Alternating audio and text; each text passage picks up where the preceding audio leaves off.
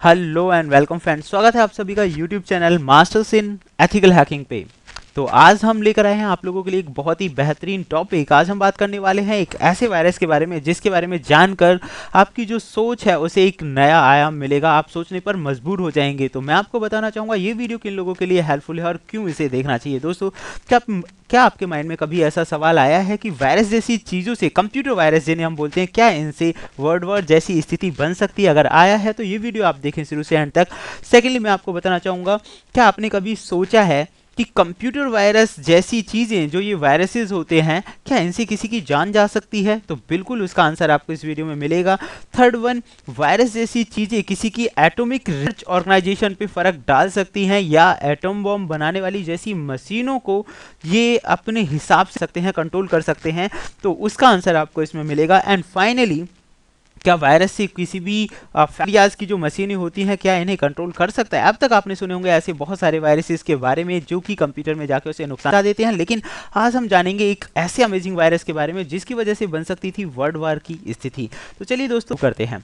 सबसे पहले हम जिस वायरस के बारे में बात कर रहे थे उसका नाम है स्टक्सनेट। अब ये है क्या, मैं आपको बताना चाहूँगा दोस्तों। स्टक्सनेट एक मैलिशियस कंप्यूटर वॉर्म है और इसे सबसे पहले इसके बारे में जो पता लगा वो 2010 में पता लगा। और आपको जानकर हैरानी होगी, इस वायरस को बनाने के लिए जो टीम थी उसने 2005 से काम शुरू कर दिया था, लेकिन 2005 के बाद ऐसा माना जाता है कि 10 एक्सपर्ट लोगों की टीम ने मिलकर इस वायरस का जो था, ये जो वॉर्म था, इसका निर्माण किया और 2 से 3 साल उन्हें इसे बनाने में लग गए थे। एंड हालांकि इसके बारे में फाइनली पता चला 2010 में। अब ये जो वायरस है इसके बारे में मैं कुछ और ख़ास चीज़ें बताना चाहूँगा। इसका जो मेनली जो टारगेट है वो स्केडा सिस्टम्स होते हैं। स्केडा या जो system PLC programmable logical control जैसी चीज़ों को सपोर्ट करते हैं, ऐसी मशीनें होती हैं। तो वास्तव में इसे इम्प्लीमेंट और बनाने के पीछे का जो रीज़न अब तक माना जाता है, ऐसा माना जाता है कि ईरान ने जब अपना न्यूक्लियर प्रोग्राम लॉन्च किया 2005 में, उसने बहुत बड़ी अनाउंसमेंट की थी अपने न्यूक्लियर प्रोग्राम को लेकर। तो दो देशों ने मिलकर, जिसमें नाम शामिल है अमेरिका और इजराइल के, हालांकि मैं क्लियर नहीं कह रहा हूं क्योंकि अभी तक ये बात क्लियर नहीं हो पाई कि किसने उस प्रोग्राम पे वर्क किया था। स्टक्सनेट मैलिशियस कंप्यूटर बॉम्ब था, इस पर किसने प्रॉपरली काम किया था, बट ऐसा माना जाता है कि अमेरिका और इजराइल ने मिलकर एक ऐसा बॉम्ब जनरेट या तैयार किया जिसकी मदद से जो ईरान का न्यूक्लियर प्रोग्राम था उसे रोका जाए या किसी भी तरह से उसे खत्म किया जाए। ये उनकी मेन प्लानिंग्स में शामिल था।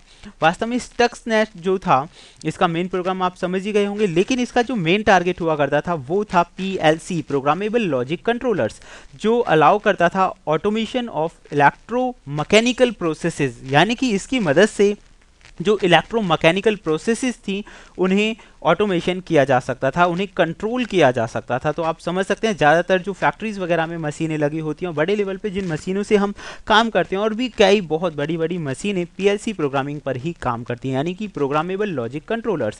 तो अब इससे हम आपके पहले क्वेश्चंस को हम थोड़ा क्लियर कर देते हैं कि जैसा कि इसमें दो बड़े देशों का नाम आया, अमेरिका और इसराइल, तो डेफिनेटली इस वजह से हम कह सकते हैं उसके बाद इसमें जर्मनी और कई दूसरे देश भी आ गए और इस बात का इल्ज़ाम लगने लगा कि ये इसकी जो अमेरिका और इजराइल की मिली भगत है, जिससे कि वो ईरान को अपना टारगेट बना रहे हैं।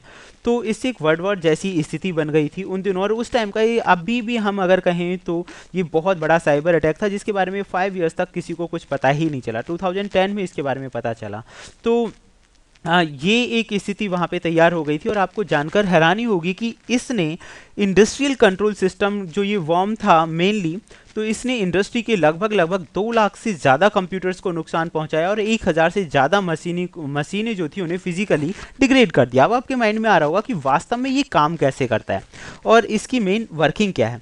तो दोस्तों, इसके काम करने के बारे में अगर हम सोच के चलें, स्केडा सिस्टम्स के बारे में मैंने एक लास्ट वीडियो भी बनाया था, वो शायद आपको मेरे ही चैनल पे मिल जाएगा। देन डेफिनेटली स्केडा जो सिस्टम्स होते हैं उन पे ही इसका मेन इफेक्ट हो। तो स्टक्सनेट की जो वर्किंग है वो मैं थोड़ा आपको बताना चाहूँगा। स्टक्सनेट जो है, इसके 3 मॉड्यूल्स होते हैं। पहला है वॉर्म, और वॉर्म के बारे में आप लोग बहुत अच्छे से जानते होंगे। वॉर्म्स की मदद से ही ये एग्जीक्यूट करता है रूटीनली जो ये पेलोड्स हैं उन्हें एग्जीक्यूट किया जाता है। वॉर्म्स जो हैं ऑटोमेटिकली एग्जीक्यूट होते रहते हैं। लिंक, जिस लिंक क्या है, जो फाइल को ऑटोमेटिक एग्जीक्यूट करने में हेल्प करता है, यानी कि वॉर्म्स क्या है, मल्टीपल कॉपीज क्रिएट करने में हेल्प करता है लिंक। और तीसरा इसका मॉड्यूल है रूटकिट। रूटकिट की मदद से ही इसकी जो वर्किंग है वो हाइड रहती है। तो ये तीनों एक साथ मिलकर काम करते हैं। वॉर्म एक तरह से पेलोड जो है, पेलोड के जरिए अटैक करने का काम करता है, और लिंक जो है इसे एग्जीक्यूट करने में हेल्प करता है, मल्टीपल कॉपीज जनरेट करने में हेल्प करता है। और जो रूटकिट है ये मेन कंपोनेंट है जो इसे हाइड करने में हेल्प करता है। तो इसे जो इंट्रोड्यूस किया गया वो यूएसबी फ्लैश ड्राइव की मदद से इंट्रोड्यूस किया गया था। और क्योंकि ये देखिए इसके लिए यूएसबी, अब मैं यहाँ पे एक एग्जांपल देना चाहूँगा आप लोगों को। जैसे कि कई मूवीज़ में आपने देखा होगा कि बड़ी बड़ी जो मशीनें हैं, स्पेस स्टेशन से एक मूवी आई थी टिकटॉक करके, उसमें एक यूएसबी ड्राइव लगाते हैं और स्पेस स्टेशन का जो डेटा है उसे हैक वो कर लेते हैं। तो अब मेरे माइंड में एक क्वेश्चन आया और मुझे इस चीज़ के बारे में बताना मुझे ज़रूरी लगा कि चलो मैं क्यों ना आपको इसके बारे में बताऊँ। तो डेफिनेटली इस तरह की स्टक्सनेस जैसी जो वॉर्म्स हैं वो इस तरह की बड़ी मशीनों को नुकसान पहुंचाने में काफ़ी हेल्प करते हैं। तो इसकी मदद से हालांकि विंडो बेस भी है, ये कंप्यूटर्स की जो विंडोज़ पे काम करती हैं उन पे भी इस तरह की जो यूएसबी फ्लैश ड्राइव्स हैं उन्हें नुकसान पहुंचाया जा सकता है। देन वॉर्म जो है इसमें ये डोमेन बेस नहीं है। जैसे कि आपको लगता हो कि भाई डोमेन नेम या आईपी एड्रेस की मदद से ये काम करे, तो ये डोमेन और आईपी जैसा काम नहीं करता है। इसका मेन जो काम है वो मशीन्स का है, पीएलसी रिलेटेड मशीन्स। तो इतने बड़े स्पेस स्टेशंस और वो सारी चीज़ें हैं उनमें ये बहुत आसानी से काम कर सकता है। और इसके बारे में कई मूवीज़ में भी बताया गया है, स्टक्सनेस से रिलेटेड कई मूवीज़ भी आई हैं। अब हम यहाँ दूसरे क्वेश्चन को आपको क्लियर करते हैं, क्या ऐसी किसी की जान जा सकती है। मैं आपको बताना चाहूँगा दोस्तों, कई बार आप बहुत बड़ी बड़ी खबर जो न्यूज़ आप सुनते हैं कि लाइक मान लीजिए एक बहुत बड़ी जो पावर ग्रिड थी उसे हैक कर लिया, या इस तरह की जो कई बार न्यूज़ सुनते हैं, मशीनों पे अपना कंट्रोल बना लिया। तो पॉसिबल है बिकॉज ऑफ स्टक्सनेस लाइक वॉर्म्स। तो इनकी मदद से ऐसा काम किया जा सकता है क्योंकि ये स्पेशली डिज़ाइन किए गए हैं कि पीएलसी और स्केडा जैसे सिस्टम्स पे ये काम करें। तो अगर मान लीजिए किसी भी मशीन पे कोई व्यक्ति काम कर रहा है तो ये क्या करते हैं, उनकी जो स्पीड है उसे स्लो कर देते हैं, या तो स्लो कर देंगे या बहुत फास्ट कर देंगे। तो ऐसी कंडीशन में आप अंदाज़ा लगा सकते हैं इससे किसी की जान बिल्कुल जा सकती है। अगर किसी भी मशीन की वर्किंग को इफेक्ट पड़ेगा तो वहाँ पे जो काम करने वाले लोग हैं उन पे बिल्कुल इसका फ़र्क पड़ सकता है।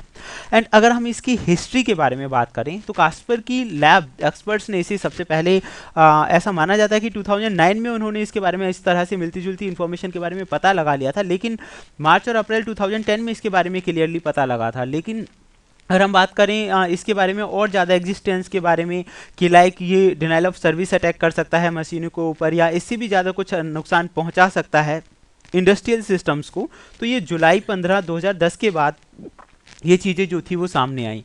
यूनाइटेड किंगडम्स में 25 नवंबर 2010 स्काई न्यूज़ के अकॉर्डिंग अगर हम इसमें बात करें तो एक अनोनिमस सोर्स जिसके ज़रिए ये पता चला, आईटी सिक्योरिटी ऑर्गेनाइजेशंस, जिसने स्टक्सनेस के बारे में बताया था कि इसका एक वेरिएशन है जो कि वॉर्म्स की तरह ही बिल्कुल काम करता है। तो अलग अलग टाइम पे इसके बारे में पता लगता रहा। 1 जून 2012 को न्यूयॉर्क टाइम्स का एक जो आर्टिकल था उसमें स्टक्सनेट के बारे में बताया गया और उसमें ये भी बात सामने आई थी कि यूएस और इजरायली इंटेलिजेंस ऑपरेशंस है ये अपने आप में, जिसे नाम दिया गया है ऑपरेशन ओलंपिक गेम्स।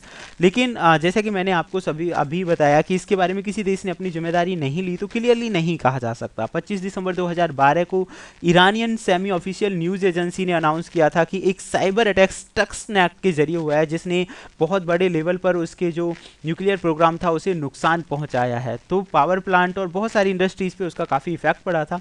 और अगर मैं हाल ही की बात करूँ 2015 में कास्पर की लैब ने पता लगाया कि इक्वेशन ग्रुप ने दो तरह के जीरो डे अटैक्स हुए हैं जिनके बारे में पता लगाया, या फिर जो उन्होंने किए हैं जीरो डे जो अटैक्स हुए थे वो बिल्कुल स्टक्सनेट की वर्किंग से बिल्कुल मिलते जुलते थे। तो ऐसा माना जा रहा है कि ये जो दोनों एक्सप्लॉइट्स जो जीरो डे अटैक्स जो इन्होंने किए तो वो बिल्कुल स्टक्सनेट की वर्किंग से मिलते जुलते हैं। तो इसमें कहीं ना कहीं इक्वेशन ग्रुप ऑर्गेनाइजेशन का भी हाथ हो सकता है। लेकिन मैं आपको बताऊंगा इक्वेशन ग्रुप जो है वो बिल्कुल नासा के साथ एनएसए के साथ काम करती है, नेशनल सिक्योरिटी एजेंसी के साथ भी इनका कुछ काफ़ी टाइम तक वर्किंग रहा है।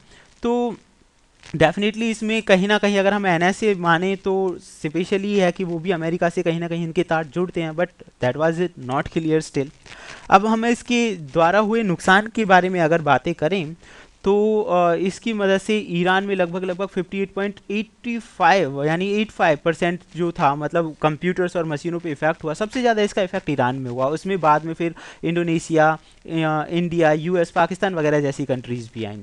तो अभी हाल ही की अगर हम बात करें तो स्टक्सनेट की तरह के बहुत सारे जो मॉलवेयर्स हैं वो मार्केट में हैं फिलहाल भी। अगर हम माने तो स्टक्सनेट, जो कि स्टक्सनेट सीक्रेट ट्विन के नाम से है, ड्यूक्यू के नाम से अगर हम कहें तो एक है इसमें, and the next one is flame. Flame के नाम से भी एक वॉर्म या मलवेयर आप कह सकते हैं। ट्राइटन, जो कि आप एक तरह से वल्नरेबिलिटी भी कह सकते हैं ट्राइटन को, जो कि माइक्रोसॉफ्ट विंडोज़ ऑपरेटिंग सिस्टम में मिलती है। तो अगर हमें इसी वायरस और इन सारी चीज़ों के बारे में कहें कि या किसी भी मशीन की प्रोग्रामिंग को चेंज किया जा सकता है, वर्किंग को चेंज किया जा सकता है, अनडिटेक्टेबल है, ऐसी सारी चीज़ों को लगाएं। और आज की डेट में आपके माइंड में अगर ये क्वेश्चन आ रहा हो कि भाई मैं इससे रिलेटेड आपको प्रैक्टिकल बताऊँ ये वो, तो फ्रेंड्स इससे रिलेटेड तो मैं आपको कुछ इस तरह की चीज़ें नहीं बता सकता हूँ, और आप सभी जानते ही हैं। तो फिलहाल इस वीडियो में हम जानेंगे सिर्फ इतना ही। अगर इससे रिलेटेड आपके माइंड में कोई भी क्वेश्चंस हैं तो मुझे कमेंट बॉक्स में कमेंट करें, and soon we will try to solve your questions. And तब तक के लिए देखते रहें YouTube channel masters in ethical hacking, and thank you, good bye.